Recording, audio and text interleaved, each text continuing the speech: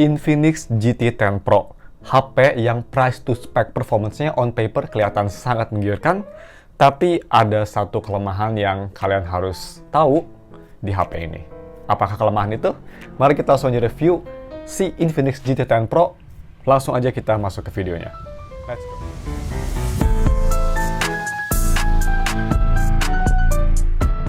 Halo guys, nama gue Stanley Steftek, dan mari kita langsung aja review Infinix GT 10 Pro.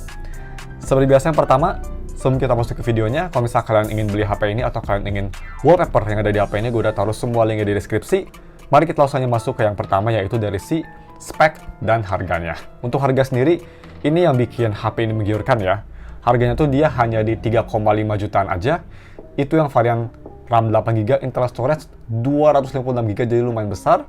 Dan speknya sendiri ini sangat menggiurkan. Dia pakai chipset MediaTek Dimensity 8050, fabrikasi 6nm, layar 6,67 inci, Full HD AMOLED display, 120Hz refresh rate, ada headphone jack, terus dia juga dual speaker, optical fingerprint, LED strip ada di belakang ala-ala Nothing atau ROG, dan juga punya baterai sebesar 5000 mAh baterai yang bisa fast charging sampai 45 watt yang udah dikasih chargernya di box. Next, mari kita bahas untuk desain dan displaynya. Pertama, untuk desain belakang menurut gue ini antara orang suka banget atau orang benci banget. Kalau gue sendiri di tengah-tengah. Sebenarnya gue kadang agak suka desain over the top di Infinix GT 10 Pro. Menurut gue ini agak terlalu berlebihan desainnya. Gue suka desain yang lebih simple, clean kayak di Nothing Phone atau ROG Phone zaman sekarang. Itu menurut gue lebih clean. Di sini menurut gue agak terlalu gamery. Gak tau gue itu bahasa ada di kamus atau enggak, gamery.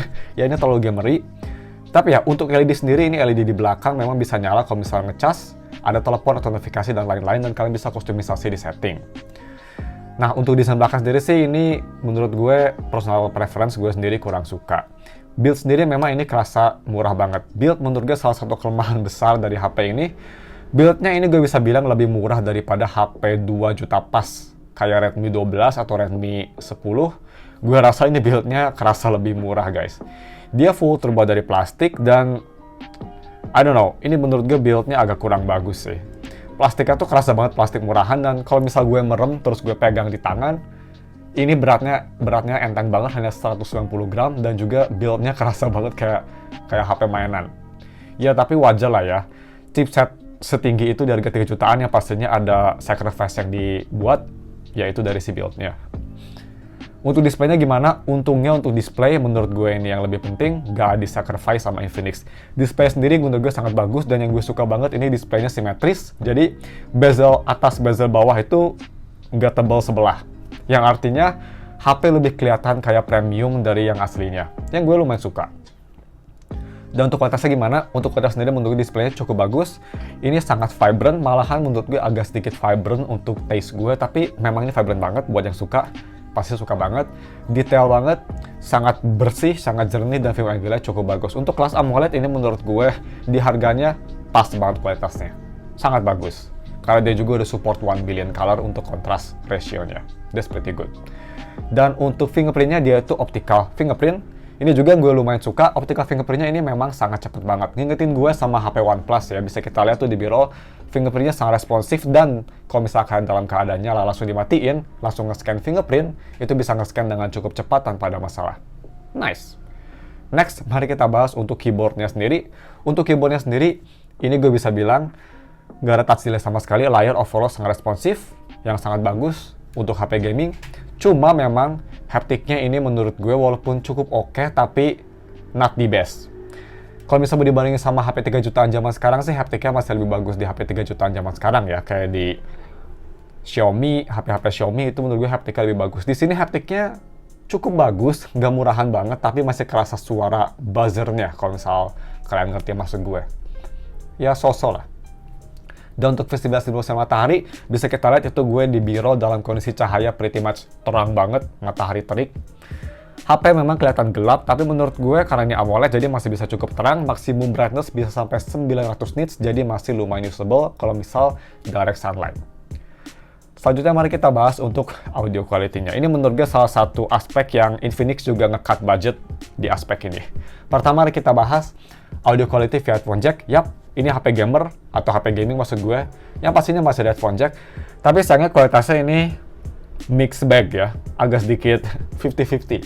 Ini amplifiernya menurut gue cukup bagus. Gue tes pakai IEM Truth Ear Clinical Zero Project Red. Yang butuh power lebih besar dari Moondrop 2, ya kira-kira sekitar 50% kalau di HP. Ini bisa ngangkat IEM tersebut di 50% volume yang cukup bagus. Tapi kualitas audionya sendiri di HP ini gue bisa bilang, untuk tes gue, ini dog shit. Pas gue colok Truth Ear Zero yang punya sound signature agak sedikit warm, tapi overall balance. Gue colokin ke HP ini langsung suaranya jadi bassy banget. Dan bassnya juga bukan bassy yang bagus guys. Ini bassnya tuh bleber jadi kayak mendengung gitu. Ya, gak tau kenapa ini ngebass banget. Gue udah cari di settingan gak ada buat, karena aku ada Dolby Atmos nyala kan, kirain gue tuh Dolby Atmosnya nyala, tapi ini gak ada settingan Dolby Atmos dan atau THX kayak gitu. Jadi ini mungkin dari Daka sendiri ya. Kalau misal gue salah mungkin bisa komen di bawah, tapi overall kualitas headphone jack-nya menurut gue ini jelek menurut gue. Karena gue gak suka bass, ini benar-benar bikin headphone yang balance aja jadi bassy banget. Jadi gue kurang suka. Tapi untuk speakernya menurut gue ini decent di harganya. Not the best, tapi decent. Dia dual speaker dan punya suara yang lebih ke arah balance. Ironically, dia ke arah balance dengan sound signature yang menurut gue cukup bagus. Sound stage-nya juga cukup oke. Cuma memang untuk keluasan suara vokal ini kurang bagus. Jadi vokal kerasa kayak sempit banget suaranya, jadi agak cempreng, tapi masih lumayan oke lah. Ya kurang bagus menurut gue. Untuk full volume, cuma ini cukup oke, dia bisa lumayan keras tanpa ada distorsi yang menurut gue kedengeran. So ini dia sampelnya di volume sekitar 60%, udah cukup keras. Check it out.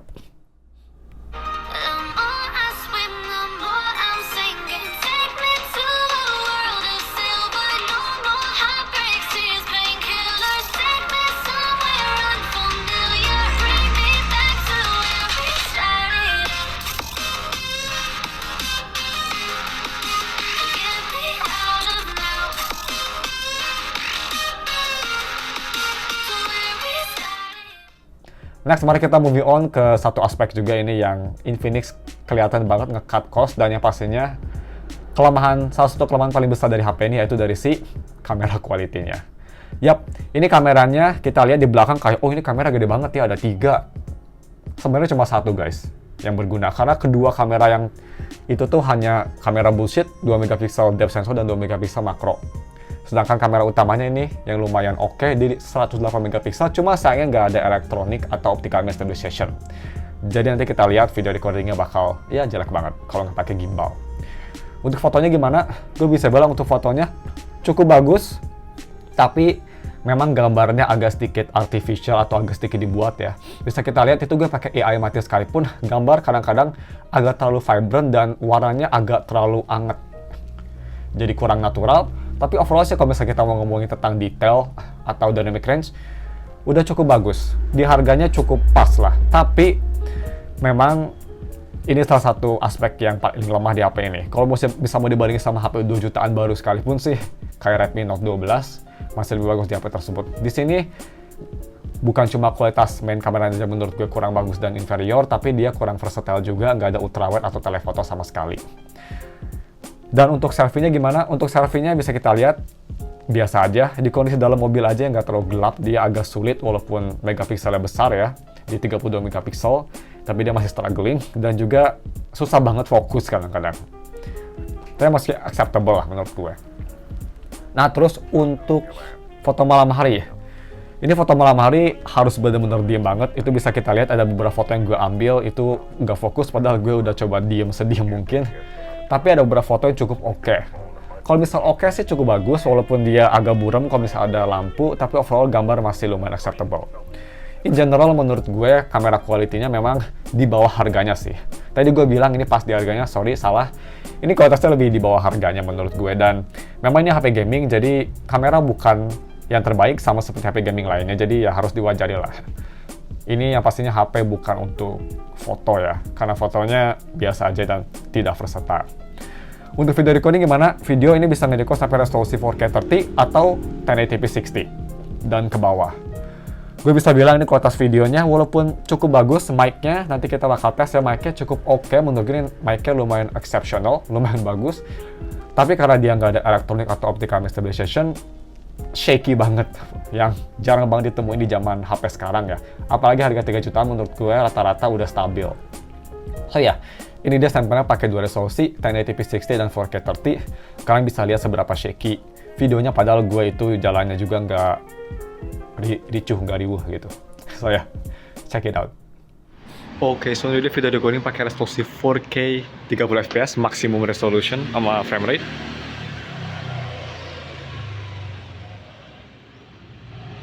Overall kalau lightingnya bagus, dia cukup bagus. Kalian bisa nyalain mikrofonnya juga.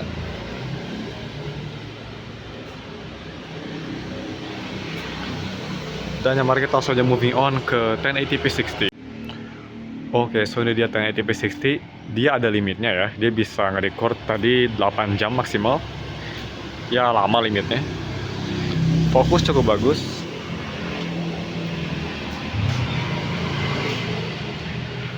Dan juga suka ini viewfindernya benar-benar responsif banget, gak ada delay. Jadi enak banget 60 fps-nya buat nge-record. Tapi yang pastinya detailnya bakal lebih rendah. So ya, cuma segitu aja video tesnya. Kita langsung moving on ke gaming. Selanjutnya, moving on ke gaming performance ya.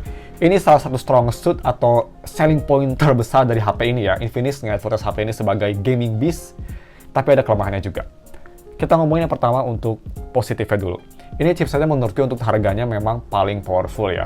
3 jutaan kan udah bisa dapat 8050, menurut gue udah sangat powerful. Dan bisa kita lihat gue tes buat main Genshin Impact itu di settingan medium setting. Di Fontaine itu gue lagi nyelam underwater, FPS 60. Ini gameplay super smooth dan gak ada stutter sama sekali, enak banget buat dipakai game. Tapi hanya untuk beberapa belas menit. Yap, karena HP ini yang bikin unik tuh, unik dalam jelek ya, bukan unik bagus maksud gue. Yang bikin unik tuh, dia lumayan cepet thermal throttling, kira-kira sekitar 15-20 menit. Atau kalau misal bahasa Genshin-nya mah, kalau misal kalian dari commission, ini bakal thermal throttling, yang artinya frame rate bakal turun jadi sekitar 30, di bawah 30, dan starternya mulai kerasa banyak. Dan yang bikin unik tuh dia nggak panas tapi kayak anget-anget gitu. Jadi thermal throttling itu di suhu anget. Yang bikin kalau main game kayak misal kalian pakai HP ini buat daily commission sih menurut gue nggak ada masalah ya. Ini enak banget, sangat flawless. Tapi selain itu kalau misalnya kalian mau main Genshin Impact selama 1-2 jam sih, walaupun baterainya kuat, tapi dia thermal throttling-nya lumayan cepet. Dan performanya tuh turunnya tuh menurut gue drastis banget. Kerasa banget lah turunnya. Jadi kayak apa ya, kalau mau diibaratin kira-kira dari turun performanya tuh kayak dari iPhone 14 Pro Max ke iPhone XR. Yap, sejauh itu turunnya menurut gue. So in general, untuk gaming sih bagus, tapi sayangnya Infinix gagal di satu aspek yang penting banget di gaming, yaitu longevity gaming. Jadi nggak bisa lama banget. Tapi selain itu sih, kalau misalnya kalian main game maksimum 30 menit, masih cukup oke. Dan untuk main game rhythm bisa kita lihat sih masih cukup bagus, masih cukup responsif touch delay-nya. Tapi dia ada sedikit audio delay kalau di lagu yang tinggi, jadi agak kurang enak menurut gue. Tapi overall kalau misalnya kalian bukan hardcore rhythm gamer, masih cukup enak sih. Oke, mari kita moving on selanjutnya ke UI experience-nya.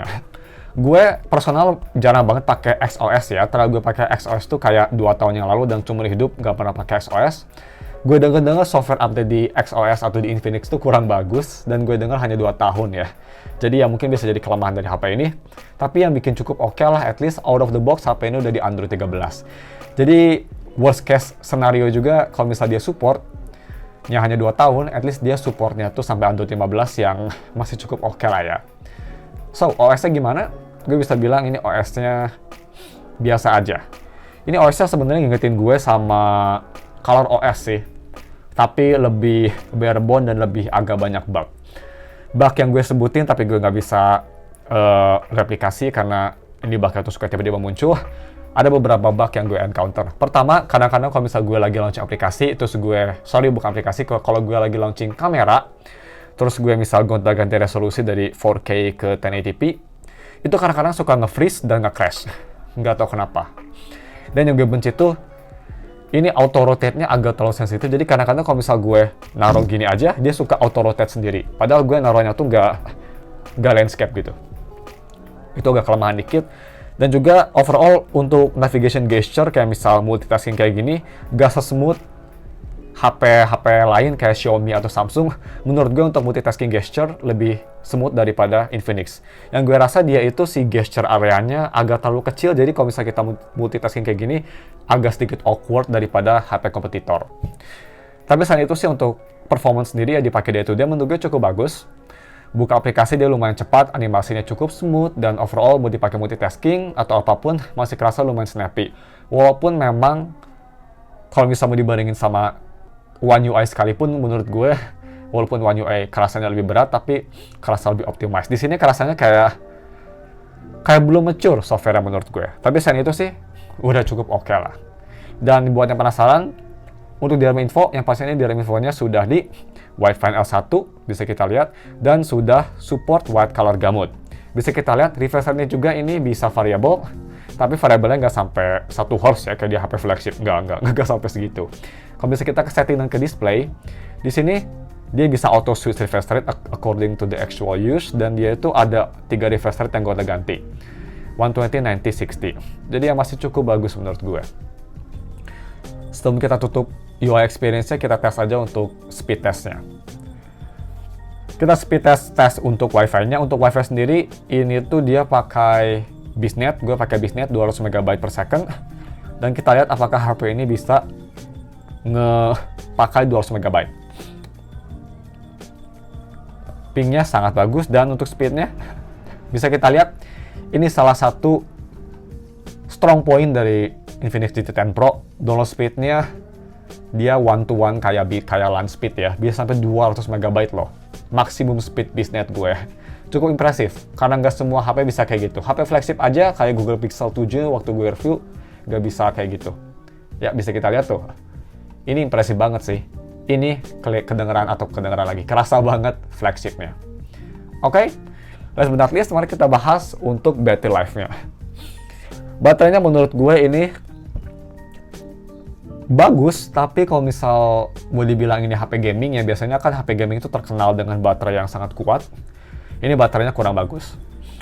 Masih bisa bertahan 1 hari dengan pemakaian agak medium, sedikit gaming, ngambil foto, dan mostly nonton video dan sosial media, itu masih bisa bertahan 1,5 hari dengan screen on time kira-kira 8 jam lebih. Tapi, kalau misalnya dibandingin sama HP gamingnya bisa sampai 9-10 jam sih dengan pemakaian enteng, menurut gue HP ini agak sedikit underwhelming. Tapi overall menurut gue sih masih cukup solid ya. Dan kalau misalnya dibandingin sama HP flagship kayak misal 14 Pro Max gue, ya ini agak sedikit lebih buruk dikit. Jadi nggak beda jauh banget lah sama HP flagship menurut gue battery life-nya. Jadi udah cukup solid. Oke, sebelum kita masuk ke konklusinya, kita bahas sedikit kelemahan yang bikin gue agak sedikit gemes sama HP ini, padahal bisa perfect.